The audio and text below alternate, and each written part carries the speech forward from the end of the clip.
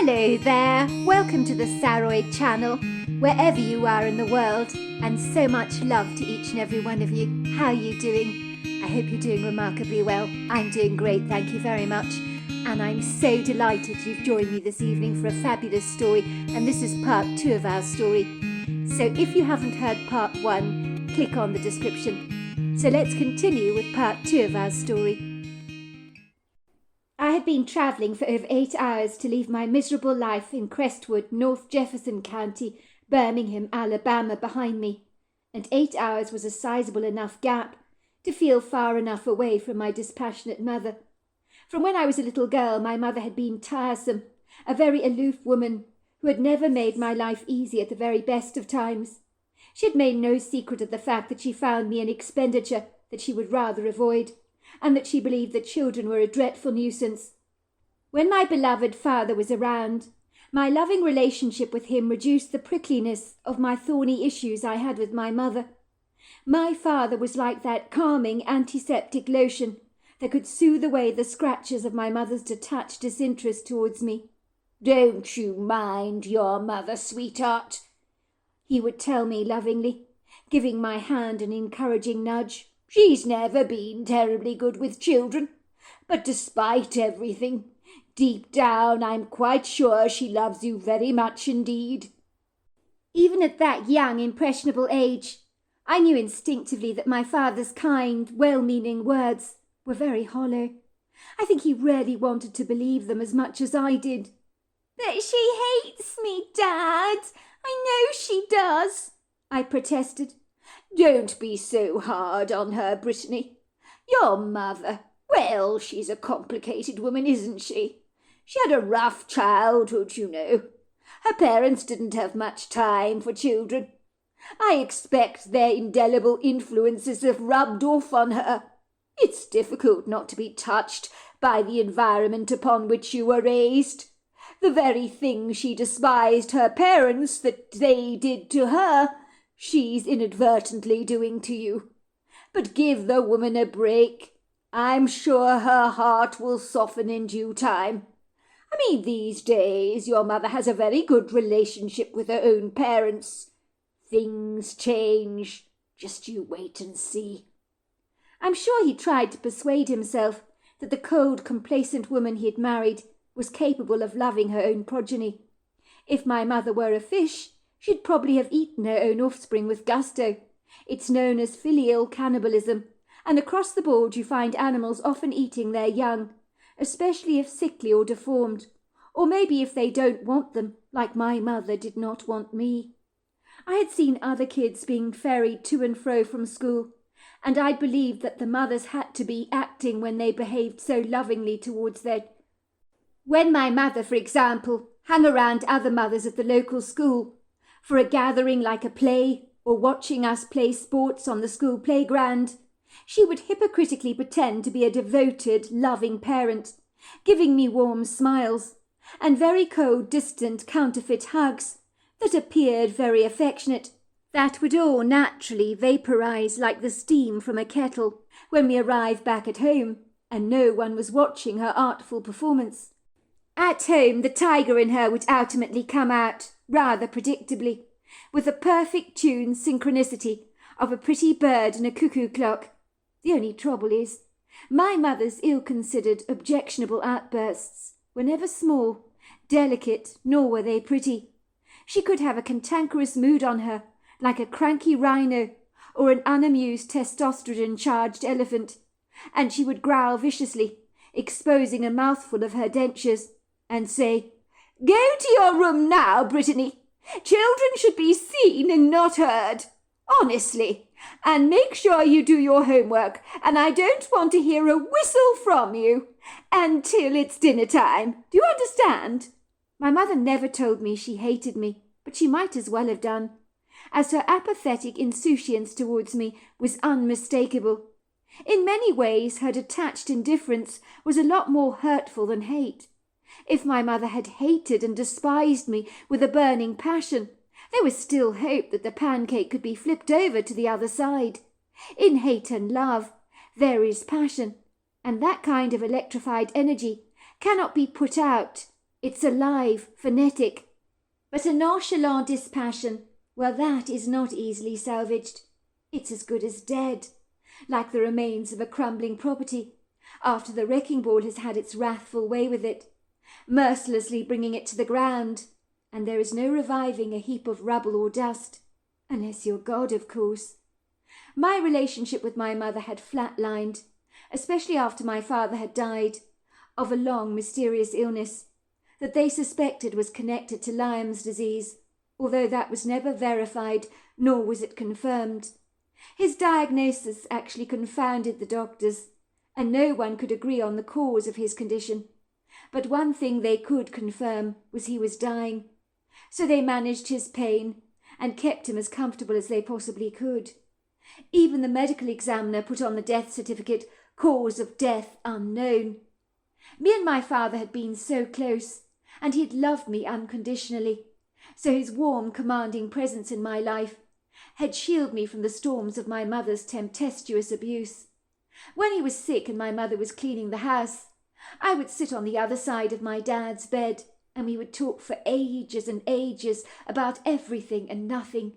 He never minded remotely being disturbed by me, no matter how sick he got. But if my mother knew about my clandestine visits to his bedroom, she would not have been very pleased.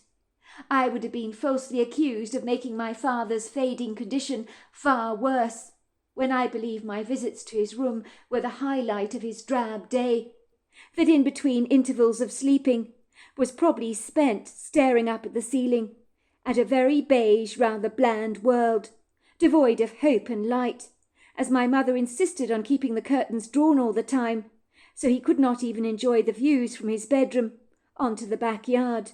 But when I visited him, I opened the curtains and the windows to invite in all that fresh air. I think dark rooms play havoc with the Arcadian rhythms of the body. By all accounts, even on his deathbed, my father assured me my mother would definitely change.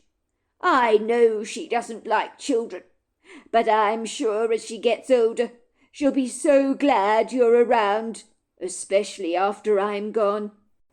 I'm sure you're right, Daddy. When I'm a bit older, Mum will like me more. She doesn't like me because I'm still young, but when I'm bigger, she'll like me. I'm sure you're right about that, I had said, seeing the worry dapple his face. I didn't want him to breathe his very last, stressing about my contentious relationship with my mother. But I knew she would never ever change, and it would seem I was right about that. She had concluded that she didn't like me, and when my mother decided something, her mind could never be changed. She was resolutely stubborn in that regard. She was like that with the political party she voted for, that her family had backed for many generations, and the Alabama Crimson Red football team that she fastidiously supported.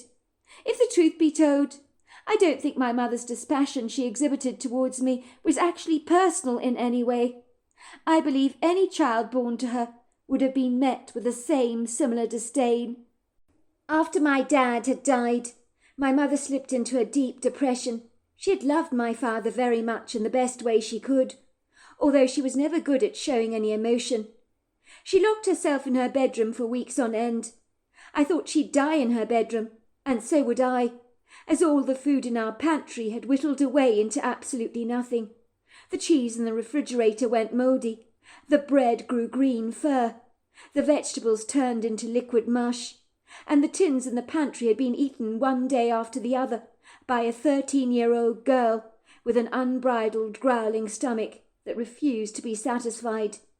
I remember on several occasions eating a plethora of newspaper to fill up my belly, to stop it from aching so much. I was terribly afraid to contact my grandparents, or anyone close to the family for that matter, to tell them about our desperate plight. Looking back, reaching out for help would have been the right thing to have done, but I was not a savvy, resourceful child. I waited impatiently for death to find me, so that the hunger pangs in my body would finally come to a stop. I had reached the point of no return, when life had lost all its meaning and depth, and had become pitifully grey in every regard. I no longer cared about my life, which is sad for someone so young. Instead, One day my mother, who at one point had been terribly overweight, emerged from her bedroom slender, miraculously having shed over 50 pounds in body weight. She then took that long overdue trip to the supermarket, with me at her side, and we began to eat again. I thought that heaven had landed for a brief moment, when my stomach was soon satisfied and enthusiastically crammed with smooth, creamy, rich chocolate, ice cream, thick wedges of fresh bread, served with lashings of butter, ham, cheese, and pickle. In the beginning I could only eat small portions, as my stomach had shrunk considerably. It was when my mother began to shop for all this food again that I knew that at long last she had come out of her long hibernation like a bear. I was not going to die after all. But my optimism was short-lived. Even though I had food in my belly, living with the likes of my miserable mother was an arduous daily challenge for me that I had to bravely overcome. And I admit I was terribly afraid of her, especially without my father around. The only way I can describe it to you is having a dodgy electric connection in your house that you're afraid might electrocute you, but you have to use it. So you handle it with kit gloves and the utmost of care, as you're terribly afraid that the electric sparks will blow up in your face. I was reminded all the more about how much I missed my father at this time in my life. I certainly wished it had been the other way round. Then me and my father would be having the time of our lives together, without the sour influences of my mother, who could turn milk rancid just by looking at it. How I missed my dad's beautiful essence.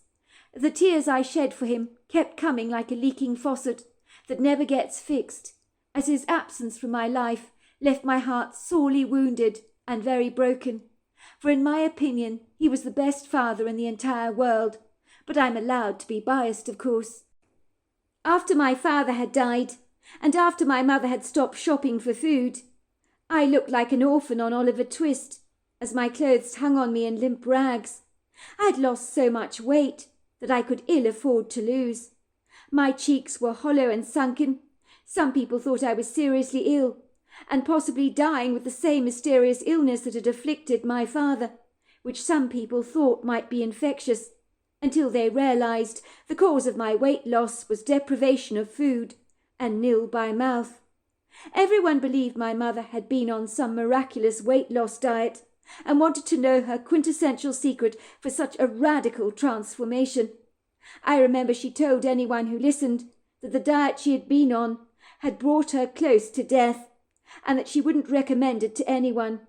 She never told them her weight loss miracle was a broken heart, a refusal to eat, and a strong desire to die.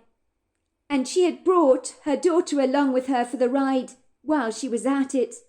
I remember hearing one woman whispering in the supermarket to her friend in abject disgust, "It's horrifying, isn't it, to see how thin poor Brittany has become?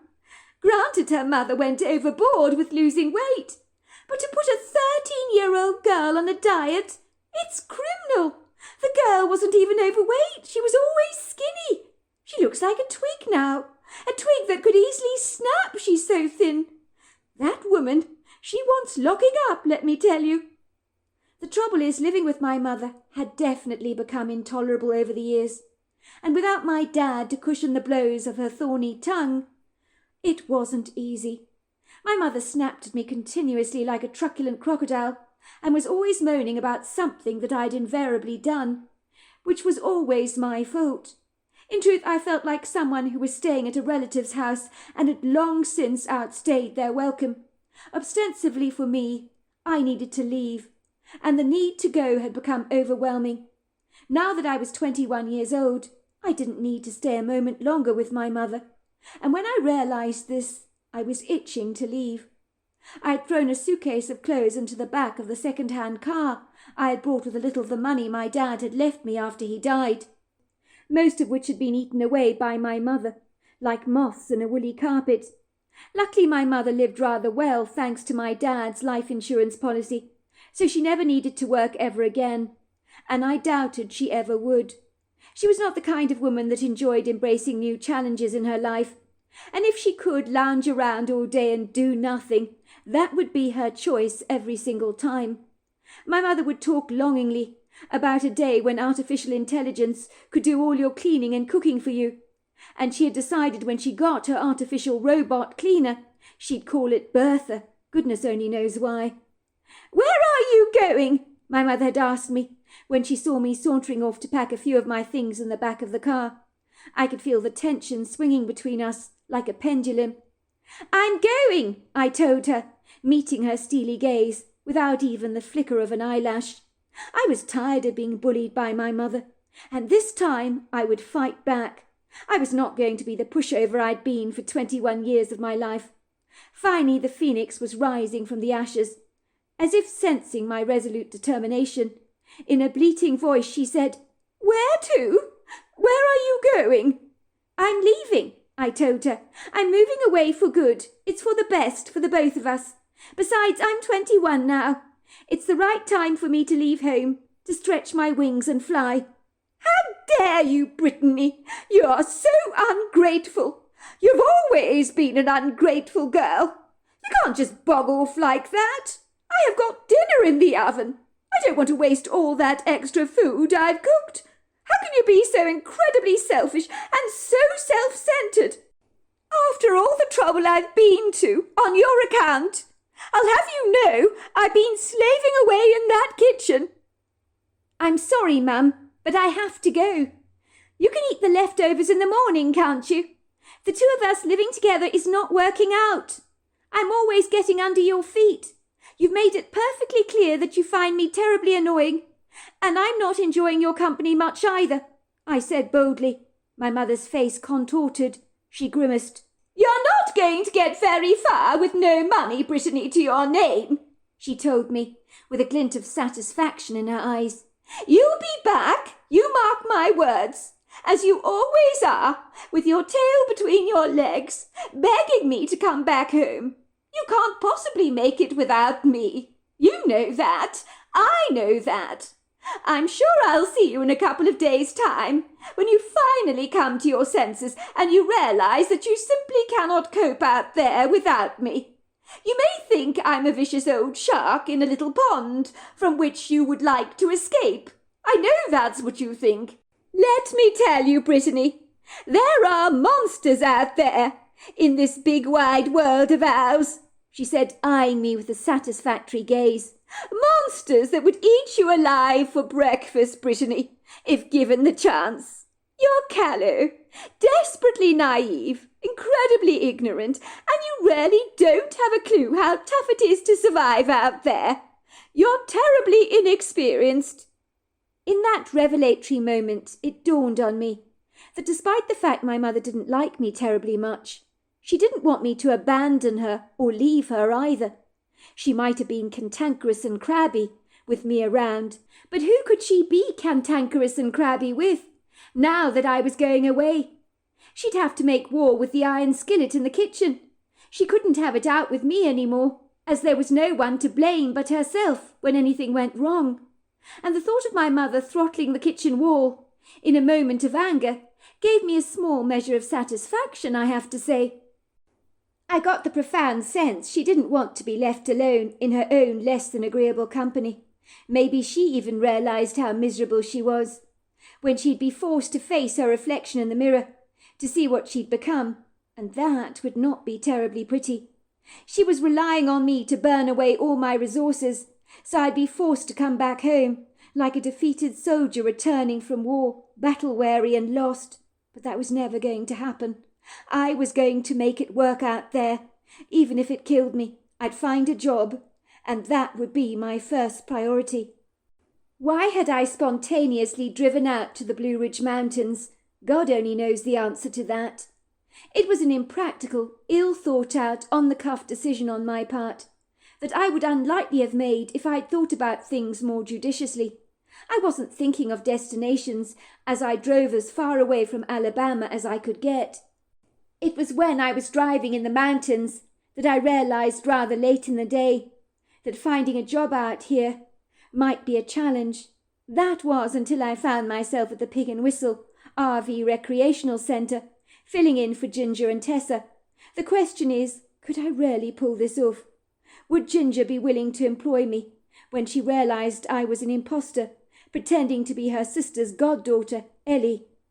3 hours later, when Ginger returned, her eyes swept across the Pig and Whistle sight office until they rested upon me. Maybe she thought I'd have done a runner, and was pleasantly surprised to see me still there. Perhaps her sister's goddaughter had a notorious reputation for bolting from her job. "Are you all right in here, Ellie?" she asked me, flashing me one of her warm smiles. "We're a chock-a-block busy today, aren't we, I'm afraid? August is such a busy time of year." I nodded to her, unable to say very much. "Did anyone show up?" I nodded and pointed to the names in the book. "Good girl! I'm very proud of you, Ellie. You've done an amazing job. Well done. I hope you've helped yourself to drink and some ice cream, have you?" "No, I haven't," I told her. "How can you be all right then, sugar, without any refreshments? Take something quick before you pass out on me. What kind of a boss would that make me? I don't want to be accused of being a slave driver, do I, for abusing my employees in my charge, especially in these killer conditions that are not for the faint-hearted, let me tell you. I mean, people, they come here to the Blue Ridge Mountains to escape the scorching heat. But today has been atrociously hot for the mountains. My guess is it won't last, I'm glad to say. It's usually pleasingly cool here in the mountains, but at least the temperatures will definitely dip tonight, I'm glad to tell you." Tentatively, I pulled out a bottle of water from the refrigerator, and Ginger watched me as I guzzled it up like a thirsty dog. "Oh, look at you, dear. You're desperately thirsty. I don't know why you didn't help yourself to some water before. You make me feel quite dreadful. At least that's better. Now, sugar, you must have another drink and help yourself to some ice cream." I wanted to tell Ginger I wasn't her sister's goddaughter, but I just couldn't do it. Thoughts of returning home to my mother reminded me that I needed this job desperately. I could only hope that Ellie, whoever she was, would not turn up, or I would find myself in heaps of trouble. "You carry on, girl. You're doing a marvellous job," said Ginger. "You're working so good on your own. You really are. I'll be back later. The visitors' centre closes at 7 p.m. Do you think you can manage until then?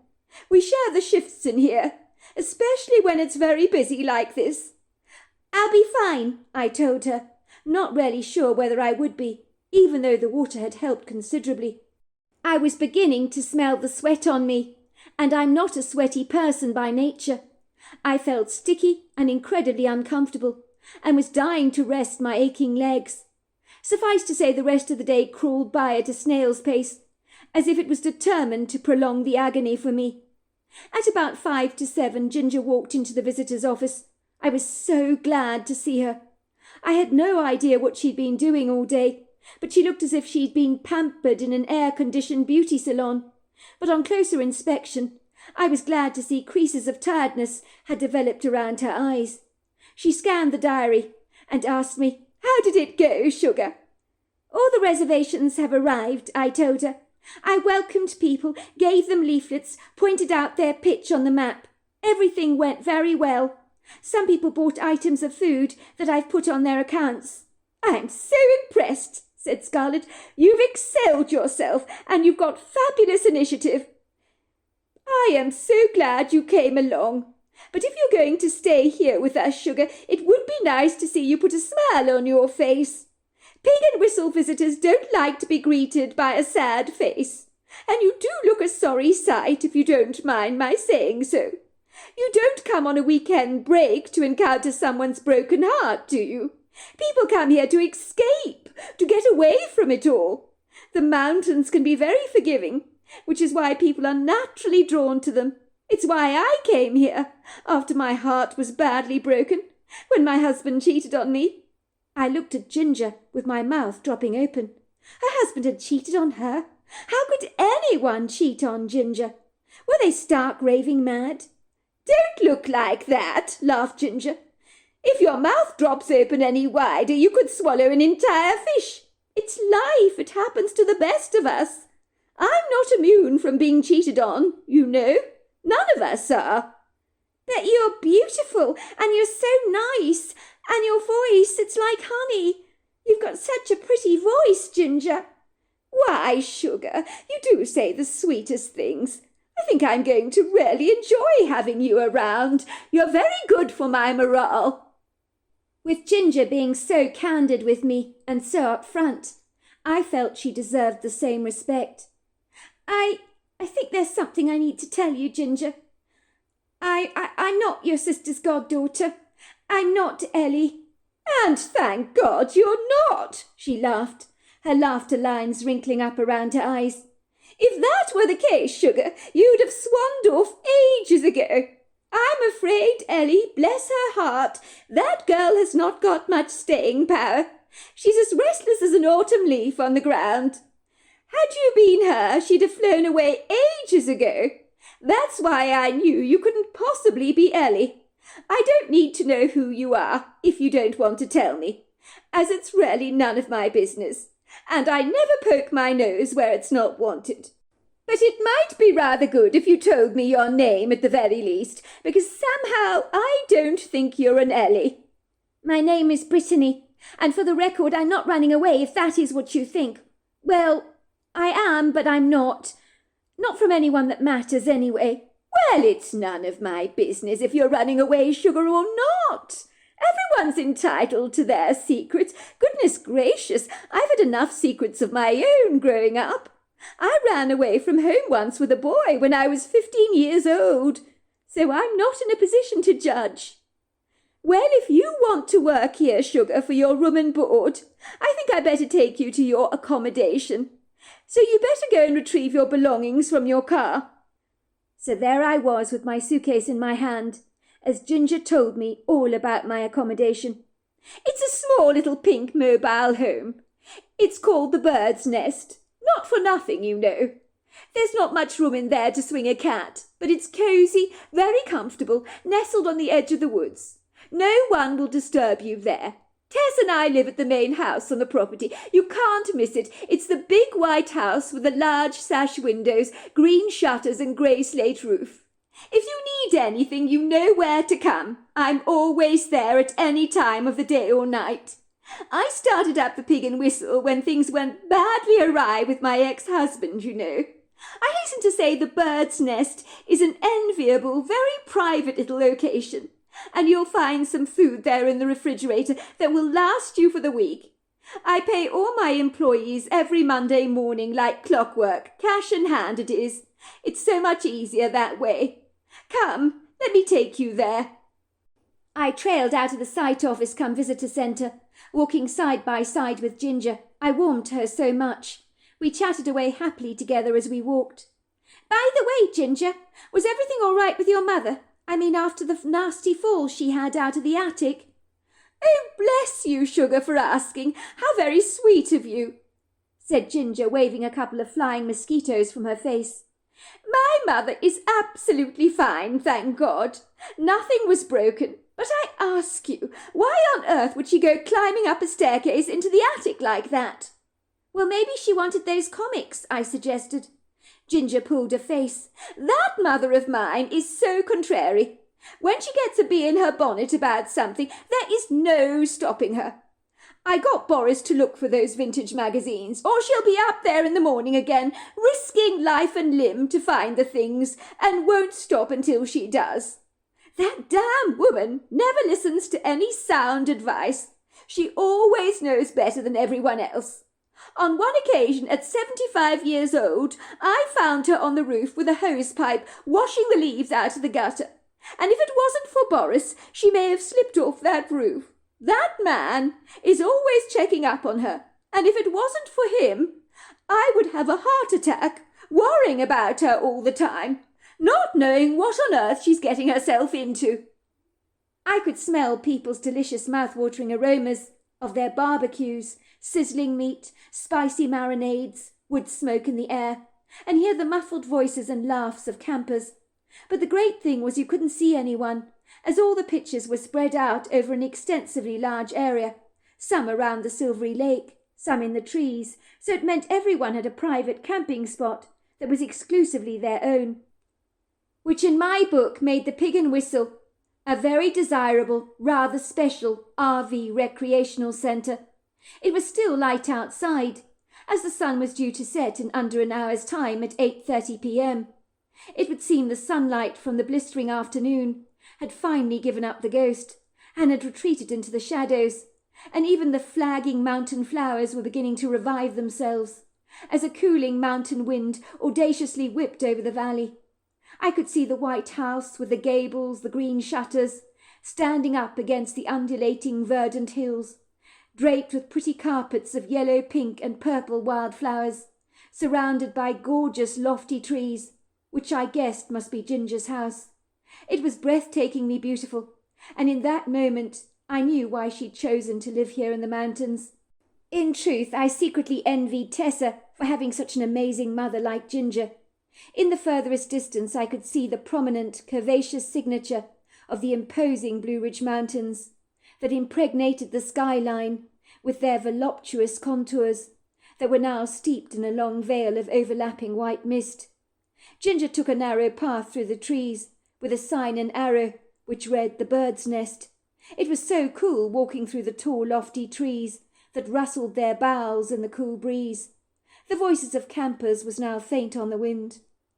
Then I saw it, nestled against a mountainous outcrop, hemmed in by trees on every side, in a small little rocky clearing, a pink mobile home, a tiny one at that, with a sign on the outside that read the Bird's Nest, which seemed apt, because although quaint and quirky, it was dwarf-like in its proportions, but it was so charming in every regard. So there we are. That is the end of part 2 of our story, and don't miss part 3 because we've got fabulous Bigfoot encounters to come. So until tomorrow night, good night and sleep tight.